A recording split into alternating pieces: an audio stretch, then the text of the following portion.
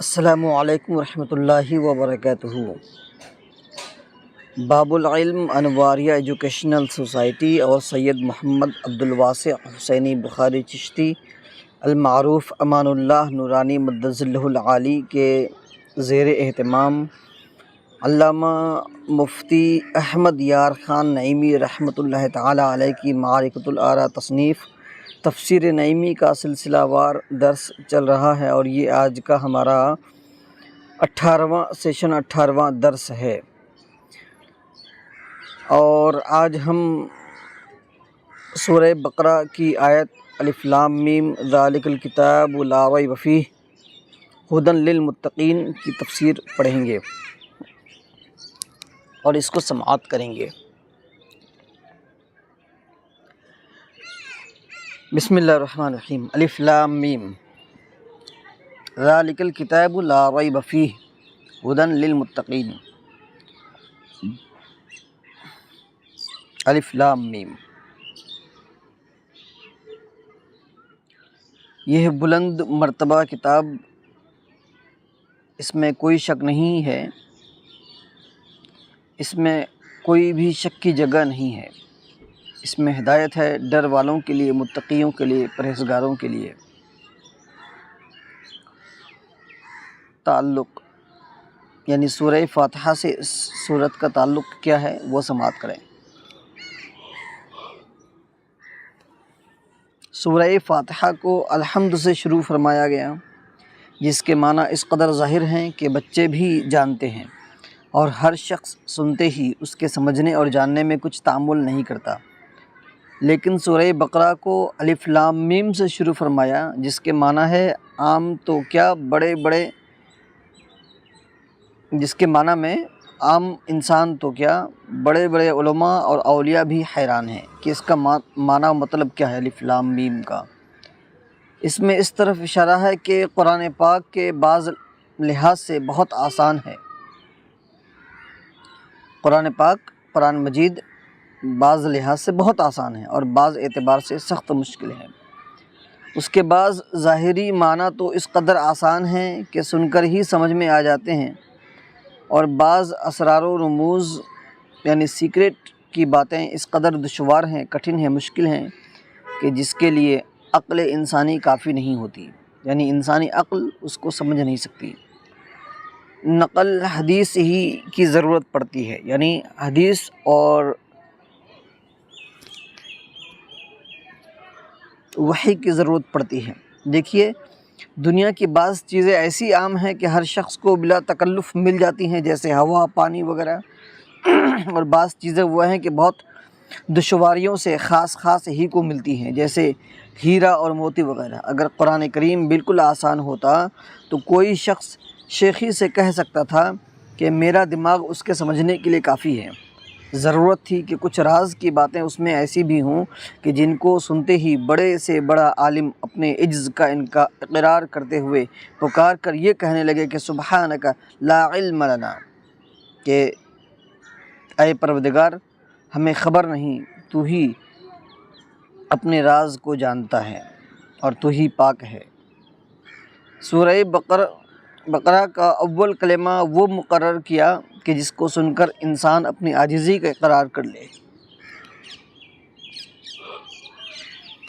تفسیر: حق تو یہ ہے کہ اس کے معنی اللہ اور اس کے رسول اور محبوب صلی اللہ تعالیٰ علیہ وسلم کے سوا کوئی نہیں جانتا۔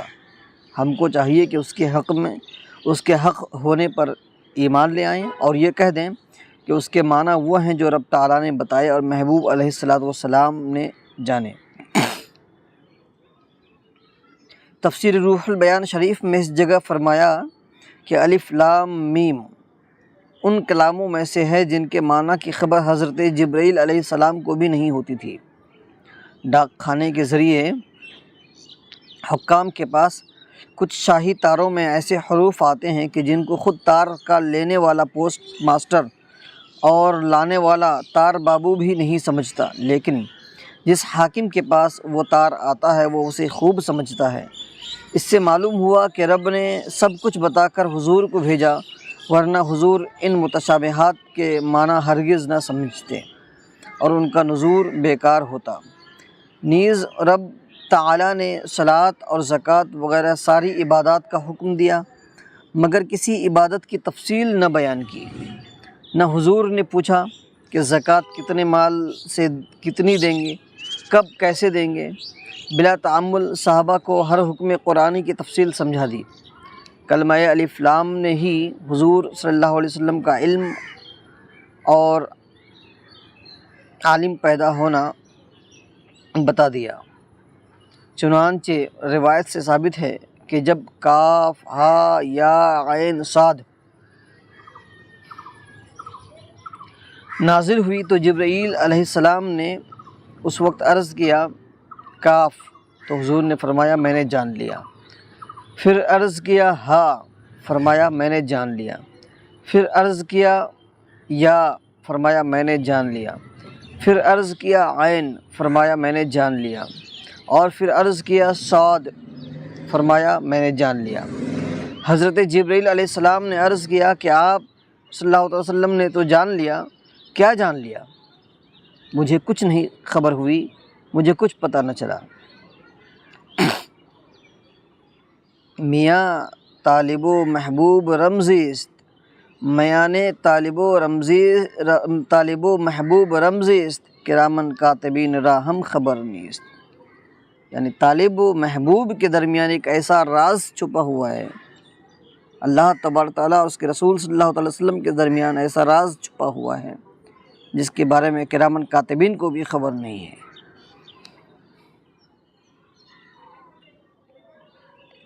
لیکن بعض علماء کرام نے بطریق تعویل ان کے کچھ معنی بیان کیے ہیں۔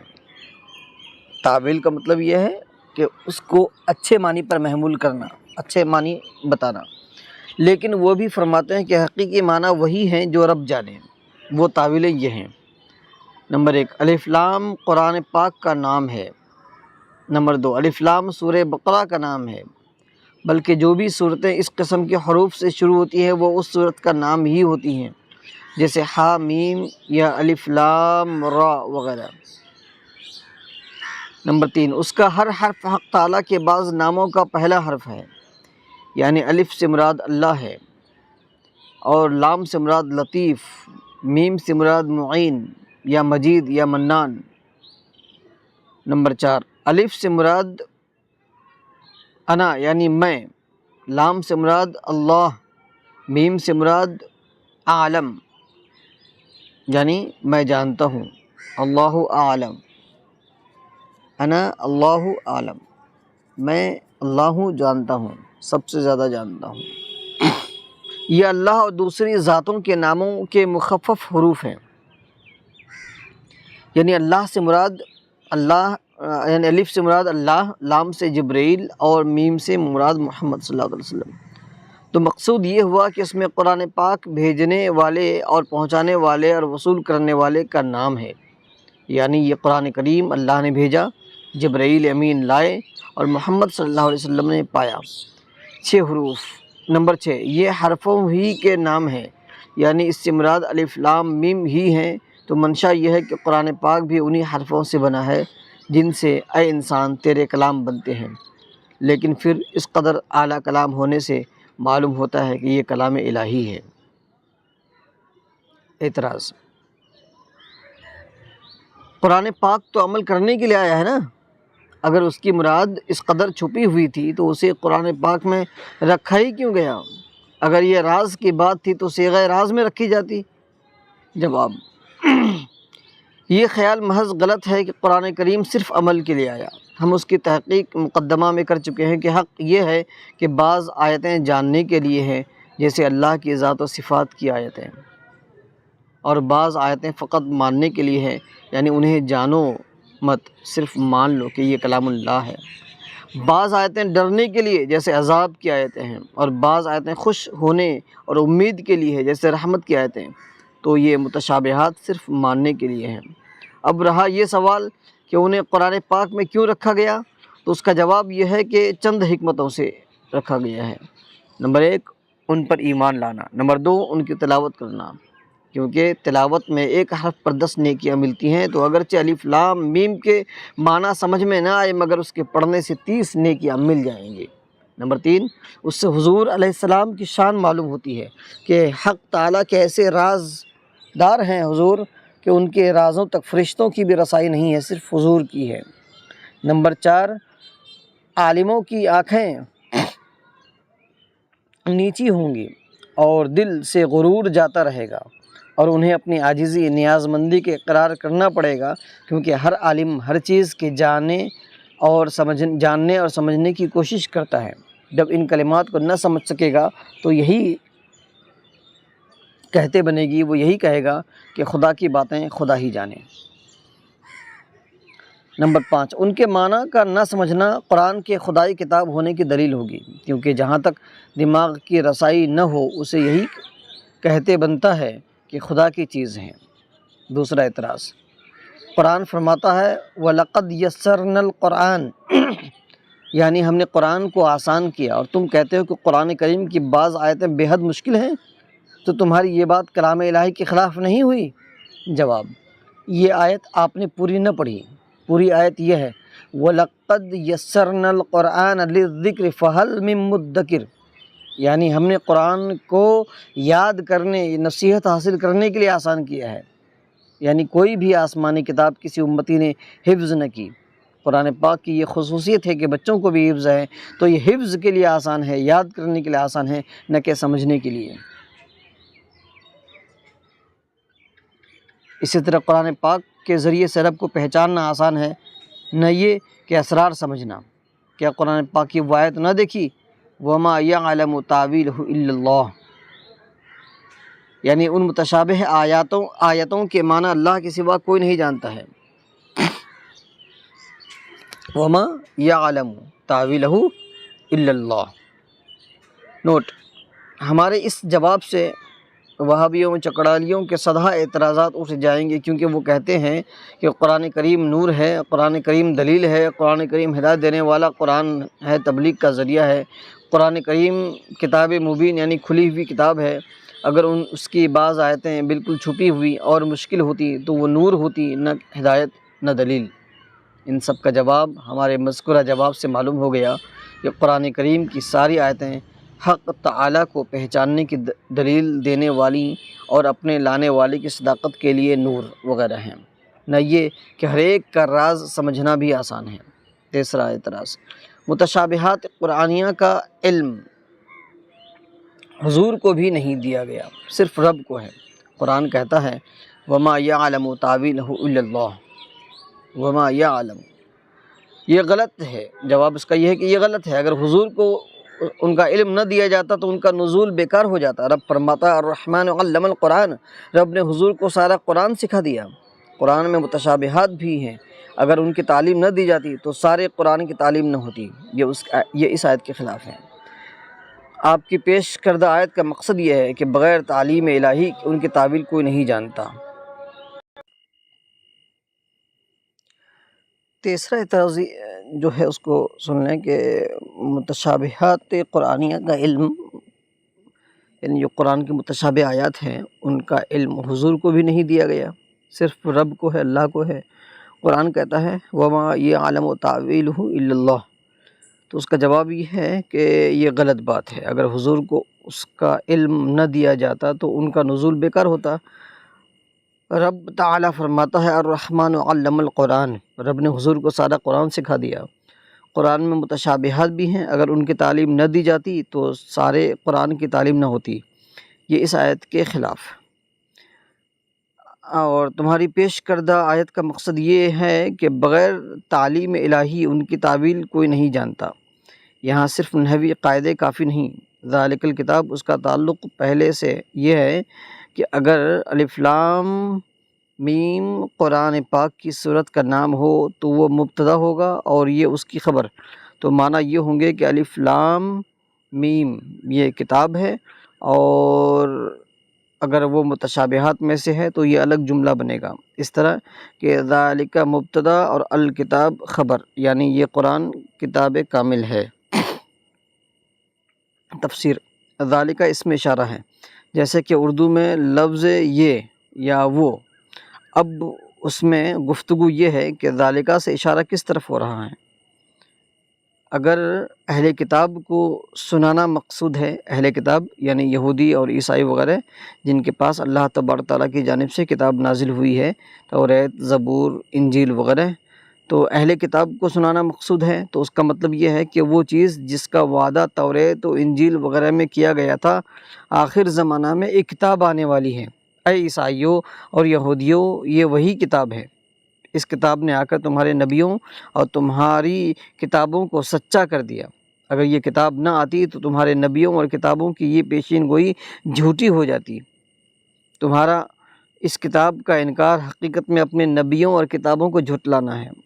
اور اگر مسلمانوں کو سنانا ہے تو ذالکہ سے اشارہ یا تو ان صورتوں کی طرف ہو رہا ہے جو سورہ بقرہ سے پہلے اتر چکی ہیں، اور یا پھر ان کی طرف جو آئندہ اترنے والی ہیں،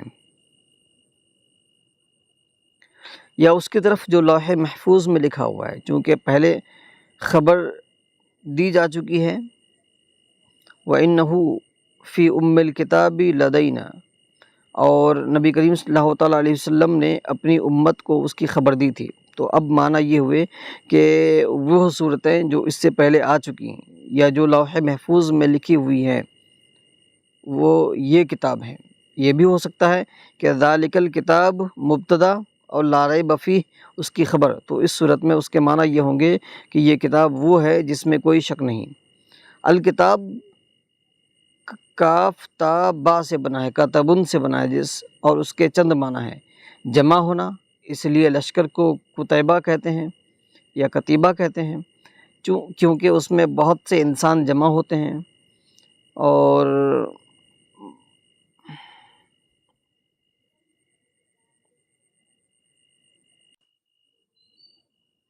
معیار یا مدت، جیسے اس آیت میں ہے وَلَہَا کتاب معلوم، اور غلام ایک معنی غلام کے بھی ہیں، تو مکاتب، غلام کو مکاتب کرنا یعنی اس سے کہنا کہ اتنا مال دے تو آزاد ہے۔ والذین یبتغون الکتاب، اس میں یہی معنی مراد ہے۔ اور لکھنا اور لکھی ہوئی چیز، یہ بھی کتاب کا معنی ہے۔ تو اس جگہ یا تو پہلے معنی مراد ہیں یا آخری، یعنی یا تو لشکر مراد ہے یا پھر یہ لکھی ہوئی چیز والا معنی مراد ہے۔ اگر پہلے مراد ہوں تو اس کے معنی یہ ہوں گے کہ یہ جمع کی ہوئی چیز ہے، کیونکہ قرآن کریم میں سارے علوم جمع ہیں، تو گویا کامل کتاب یہی ہے۔ خیال رہے کہ سارے علوم قرآن شریف میں ہیں۔ رب فرماتا ہے کہ تفصیل الکتاب، اور فرماتا ہے ولا رطب ولا یابس، اور سارا قرآن حضور کے علم میں ہے۔ رب تعالیٰ فرماتا ہے الرحمن علم القرآن۔ اب جو کوئی حضور کے علم کا انکار کرے وہ یا تو قرآن میں سارے علوم نہیں مانتا یا حضور کو سارے قرآن کا عالم نہیں مانتا۔ پہلی صورت بھی آیت کے خلاف ہے، دوسری بات بھی آیت کے خلاف ہے۔ اگر آخری معنی مراد ہوں تو مطلب یہ ہوگا کہ یہ لکھی ہوئی چیز ہے، یعنی لکھنے میں کامل یہی کتاب ہے، اس کے سوا سب ناقص ہیں۔ اس لیے سب سے پہلے یہ لوح محفوظ میں لکھی گئی، پھر پہلے آسمان پر، پھر مسلمانوں کے سینوں میں اور ہڈیوں پتھروں وغیرہ پر، پھر کاغذ، اور کاغذ پر اس قدر لکھی گئی کہ اس کی مثال کوئی دوسری کتاب ہو نہیں سکتی، کیونکہ انسان جو بھی کتاب لکھتا ہے وہ 2، 4 یا 10، 20 دفعہ چھپ کر ختم ہو جاتی ہے۔ توریت و انجیل وغیرہ بھی چند بار لکھی گئی اور اب ختم ہو چکی، لیکن قرآن پاک نے اس زمانہ میں بھی دنیا بھر کے پریسوں پر قبضہ کر لیا۔ چنانچہ اس وقت صرف لاہور سے 50 لاکھ سالانہ اس کے اشاعت ہے، نہ معلوم ہندوستان، پاکستان کے دیگر پریسوں میں ہر سال کتنا چھپتا ہوگا۔ اب اندازہ لگائیے کہ ہندوستان کے علاوہ دیگر ممالک مصر، استنبول، بیروت، عراق، حجاز وغیرہ سے کس قدر اس کی اشاعت ہوگی۔ ماننا پڑے گا کہ لکھنے اور چھپنے کے لحاظ سے بھی یہی کتاب مکمل ہے۔ روح البیان شریف نے اس جگہ فرمایا ہے کہ توریت شریف کے 1000 سورتیں تھیں اور ہر سورت میں 1000 آیتیں، تو موسیٰ علیہ السلام نے عرض کیا کہ اس کتاب کو کون پڑھ سکے گا اور کون حفظ کر سکے گا؟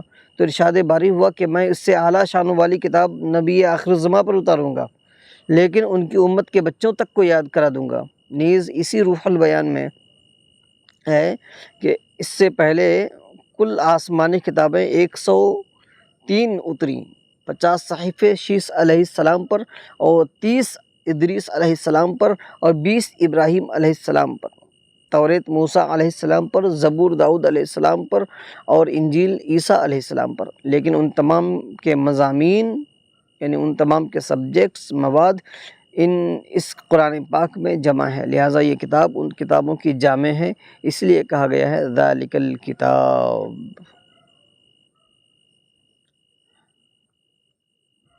قرآن پاک کے نام تفسیر کبیر اور تفسیر عزیزی وغیرہ میں ہے کہ قرآن پاک کے 33 نام ہیں جو کہ قرآن پاک میں مذکور ہیں۔ نمبر 1 کتاب، نمبر 2 قرآن، نمبر 3 فرقان، نمبر 3 ذکر و تذکرہ، نمبر 5 تنزیل، نمبر 6 الحدیث، نمبر 7 موعظہ، نمبر 8 حکم، نمبر 9 حکمت، حکیم، محکم، نمبر 10 شفاء، نمبر 11 ہدا، نمبر 12 صراط مستقیم، نمبر 13 حبل، نمبر 14 رحمت، نمبر 15 روح، نمبر 16 قصص، نمبر 17 بیان تبیان، نمبر 18 بصائر، نمبر 19 فصل، نمبر 20 نجوم، نمبر 21 مثانی، نمبر 22 نعمت، نمبر 23 برہان، نمبر 24 بشیر نذیر، نمبر 25 قیم، نمبر 26 مہیمن، نمبر 27 ہادی، نمبر 28 نور، نمبر 29 حق، نمبر 30 عزیز، نمبر 31 کریم، نمبر 32 عظیم، نمبر 33 مبارک۔ یہ تمام نام قرآن پاک کی مختلف آیتوں میں مذکور ہیں۔ وہ آیتیں یا تو کسی حافظ سے معلوم کر لی جائیں یا تفسیر کبیر و عزیزی میں اس مقام پر دیکھ لی جائیں۔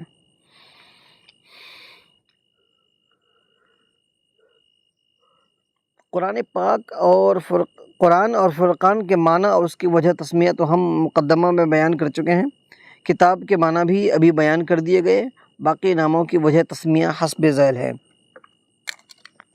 ذکر و تذکرہ کے معنی ہے یاد دلانا، چونکہ قرآن کریم اللہ اور اس کے نعمتوں اور میثاق کے عہد کو یاد دلاتا ہے، اس لیے اس کو ذکر و تذکرہ کہتے ہیں۔ نمبر 5 تنزیل کے معنی ہے اتاری ہوئی چیز، چونکہ یہ بھی رب کی جانب سے، رب کی طرف سے اتاری گئی ہے، اس لیے تنزیل کہتے ہیں۔ نمبر 6 حدیث، اس کے معنی ہے نئی چیز یا کلام اور بات، چونکہ بمقابلہ توریت و انجیل کے یہ دنیا میں زمین پر بعد میں آیا، اس لیے یہ نیا ہے، نیز یہ پڑھا ہوا اترا، یعنی اس کو جو ہے ٹیکسٹ میں نہیں بلکہ وائز میں یہ اترا، نہ کہ لکھا ہوا، ٹیکسٹ میں نہیں، اس لیے یہ بات ہے، کلام ہے۔ حدیث مطلب بات ہوتا ہے، تو قرآن پاک بھی بات ہے، اللہ تبارک تعالیٰ کا کلام ہے، بات مطلب کلام، ورڈز۔ موعظہ کے معنی نصیحت کے ہیں، اور یہ کتاب سب کو نصیحت کرنے والی ہے، اس لیے اس کا نام موعظہ ہے۔ نمبر 8 حکمت، حکم محکمہ، یہ حکم سے بنے ہیں، ہا کاف میم، اس کے معنی ہے مضبوط کرنا، لازم کرنا اور روکنا، چونکہ یہ قرآن پاک مضبوط بھی ہے اور کوئی اس میں تحریف نہ کر سکا، اور لازم بھی ہے کہ کتاب نے اس کو منسوخ نہ کیا، اور بری باتوں سے روکنے والا بھی ہے، اس لیے اس کے یہ نام ہوئے۔ نمبر 9 شفا، اس لیے کہتے ہیں کہ ظاہری اور باطنی بیماریوں سے سب کو شفا دینے والی یہی کتاب ہے۔ نمبر 10 ہدا اور ہادی، تو اس کتاب کو ہدا یا ہادی اس لیے کہتے ہیں کہ یہ لوگوں کو ہدایت عطا کرتی ہے۔ نمبر 11 صراط مستقیم، صراط مستقیم، اس لیے کہتے ہیں کہ اس پر عمل کرنے والا اپنی منزل پر آسانی سے پہنچ سکتا ہے۔ نمبر 12 حبل، قرآن میں آیا حبل المتین، اس لیے کہتے ہیں حبل قرآن کو کیونکہ حبل کے معنی ہے رسی، اور رسی سے 3 کام لیے جاتے ہیں، اس سے چند بکھری ہوئی چیزوں کو باندھ لیتے ہیں، رسی کو پکڑ کر نیچے سے اوپر پہنچ جاتے ہیں، رسی ہی کے ذریعے کشتی پار لگ جاتی ہے، چونکہ قرآن کے ذریعے مختلف لوگ ایک ہو گئے، اس طرح اس کی برکت سے کفر کے دریا میں ڈوبنے سے بچ جاتے ہیں، اس کے ذریعے سے حق تعالیٰ تک پہنچتے ہیں، اس لیے اس کو حبل کہتے ہیں۔ نمبر 13 رحمت، اس لیے کہتے ہیں کہ یہ علم ہے، اور جہالتوں گمراہیوں سے نکالنے والا ہے، اور علم حق تعالیٰ کی رحمت ہے۔ نمبر 14 روح، حضرت جبرائیل علیہ السلام کی معرفت آئی، اور یہ جانوں کی زندگی ہے، اس لیے اس کو روح کہتے ہیں۔ نیز روح کے چند کام ہیں: جسم کو باقی رکھنا، بے جان جسم جلد سڑ گل جاتا ہے، جسم کی حفاظت کرنا کہ بے جان جسم کو جانور کھا جاتے ہیں، جسم پر روح کرنا تاکہ جسم کی ہر جنبش روح کے ارادے سے ہوتی ہے۔ قرآن شریف بھی مسلم قوم کی بقا کا ذریعہ ہے، قرآن کو شیاطین اور کفار سے بچاتا ہے۔ قرآن مسلمان کو شیاطین اور کفار سے قرآن بچاتا ہے۔ قوم مسلم پر روح کرتا ہے کہ مسلمان کی ہر حرکت قرآن کے ماتحت ہے، لہٰذا یہ روح ہے۔ 15 قصص، یعنی قصے کی جمع ہے۔ یہ قصے کے دو معنی ہیں: حکایت اور کسی کے پیچھے چلنا، چونکہ قرآن پاک نے انبیاء کرام اور دوسری قوموں کے سچے قصے بیان کیے، اور لوگوں کا یہ امام ہے کہ سب لوگ اس کے پیچھے چلتے ہیں، اس لیے اس کا نام قصص ہے۔ نمبر 16 بیان یا تبیان اور مبین، ان سب کے معنی ہے ظاہر کرنے والا، چونکہ یہ قرآن کریم سارے شرعی حکام اور سارے علوم غیبیہ کو نبی کریم صلی اللہ علیہ وسلم پر ظاہر فرمانے والا ہے، اس لیے اس کے یہ نام ہے۔ نمبر 17 بصائر، یہ بصیرت کی جمع ہے۔ بصیرت کہتے ہیں دل کی روشنی کو، جیسے کہ بصارت آنکھ کے نور کو کہا جاتا ہے، چونکہ اس کتاب سے دلوں میں صدہا یعنی سینکڑوں نور پیدا ہوتے ہیں، اس لیے اسے بصائر بھی کہا گیا ہے۔ نمبر 18 فصل، تو فصل کے معنی ہے فیصلہ کرنے والی یا جدا کرنے والی چیز، چونکہ یہ آپس کے جھگڑوں کی فیصلہ کرنے والی کتاب ہے، اور مسلمانوں کفار میں فاصلہ فرمانے والی ہے، اس لیے اس کا نام فصل ہے۔ نمبر 19 ہے نجوم، یہ نجم سے بنا ہے، اس کے معنی تارے کے بھی ہیں اور حصہ کے بھی، چونکہ قرآن پاک کی آیتیں تاروں کی طرح لوگوں کو ہدایت کرتی ہیں اور الہدہ آئیں، اس لیے اس کا نام نجوم ہوا۔ 20 مثانی، جمع ہے مثنا کی، مثنا کے معنی ہے بار بار، کیونکہ اس میں احکام اور قصے بار بار آئے ہیں، اور یہ کتاب خود بھی بار بار اتری ہے، جیسا کہ ہم مقدمہ میں بیان کر چکے ہیں، اس لیے اس کو مثانی کہتے ہیں۔ نمبر 21 نعمت کے معنی ظاہر ہیں، یعنی یہ قرآن اللہ کی نعمت ہے۔ نمبر 22 برہان، تو برہان کے معنی ہے دلیل، اور یہ بھی رب تعالیٰ اور نبی کریم صلی اللہ علیہ وسلم اور تمام انبیاء کرام کے صدق کی دلیل ہے، سچے ہونے کی دلیل ہے، اس لیے اسے برہان کہتے ہیں۔ نمبر 23 بشیر و نذیر، ہونا ظاہر ہے، کیونکہ یہ کتاب خوشخبری بھی سناتی ہے اور ڈراتی بھی ہے۔ بشیر کا مطلب خوشخبری سنانے والا، اور نذیر مطلب ڈرانے والا۔ یہ کتاب خوشخبری بھی سناتی ہے اور ڈراتی بھی ہے، یعنی جنت کی خوشخبری ہے اور جہنم سے ڈراتی ہے کتاب۔ نمبر 24 قیم، قیم کے معنی ہے قائم رہنے والی یا قائم رکھنے والی، اس لیے اللہ تعالیٰ کو قیوم کہتے ہیں۔ قرآن پاک کو اس لیے قیم کہا جاتا ہے کہ وہ خود بھی قیامت تک قائم رہے گا، اس کے ذریعے سے دین بھی قائم رہے گا۔ نمبر 25 مہیمن، اس کے معنی ہے امانت دار یا محافظ، چونکہ یہ کتاب مسلمانوں کی دنیا و آخرت میں محافظ ہے، نگہبان ہے، نگران ہے، اور رب تعالیٰ کے احکام کی امانت دار اور نبی امین پر اتری ہے، اس لیے اسے، اور پھر یہ کہ صحابہ کرام کے ہاتھوں میں رہی جو کہ اللہ کے امین تھے، اس لیے اس کو مہیمن کہا گیا ہے، یعنی محافظ یا امانت دار۔ نمبر 26 ہادی، تو ہادی کے معنی ہے بالکل ظاہر ہے، ہدایت دینے والا، تو کتاب چونکہ ہدایت دینے والی ہے لہٰذا اس کا نام ایک ہادی بھی ہے۔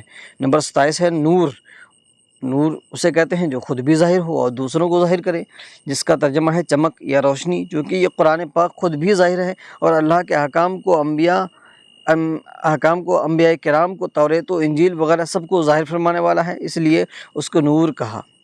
جن پیغمبروں کے نام قرآن نے بتا دیے وہ سب میں ظاہر اور مشہور ہو گئے، اور جن کا نام قرآن کریم نے ذکر نہ فرمایا وہ بالکل چھپ گئے۔ نیز یہ قرآن کریم پل صراط پر نور بن کر مسلمانوں کے آگے آگے چلے گا۔ نمبر 28 حق، اس کے معنی ہے سچی بات بمقابل باطل، یعنی جھوٹی بات قرآن پاک یعنی سچی بات جو کہ باطل اور جھوٹی بات کے مقابلے میں ہو۔ تو قرآن پاک سچی بات بتاتا ہے، سچے کی طرف سے آیا ہے اور سچا اس کو لایا ہے، سچے محمد صلی اللہ علیہ وسلم پر اترا، اس لیے اسے حق کہتے ہیں۔ سچے کی طرف سے یعنی اللہ کی طرف سے آیا ہے اور سچا اس کو لایا یعنی جبریل امین اس کو لے کر کے آئے، اور سچے محمد صلی اللہ علیہ وسلم پر اترا، اس لیے اسے حق کہتے ہیں۔ اور 29 عزیز، اس کا معنی ایک عزیز بھی ہے، اس کا ایک نام عزیز بھی ہے قرآن کا۔ تو عزیز کے معنی ہے غالب، اور بے مثل قرآن پاک بھی سب پر غالب ہے، اور اب بھی سب پر غالب ہے اور بے مثل بھی، اس لیے اس کو عزیز کہا جاتا ہے۔ نمبر 30 ہے کریم، اس کے معنی ہے سخی۔ کریم کے معنی سخی، کیونکہ قرآن کریم علم خدا کی رحمت اور ایمان اور بے حساب ثواب دیتا ہے، اس لیے اس سے بڑھ کر سخی کون ہو سکتا ہے؟ قرآن کریم جو ہے علم، خدا کی رحمت اور ایمان، بے حساب ثواب، یہ سب کے سب دیتا ہے، اس لیے یہ بہت بڑا سخی ہے، اس لیے اسے عربی زبان میں کریم کہتے ہیں۔ تو قرآن کا نام ایک کریم بھی ہے۔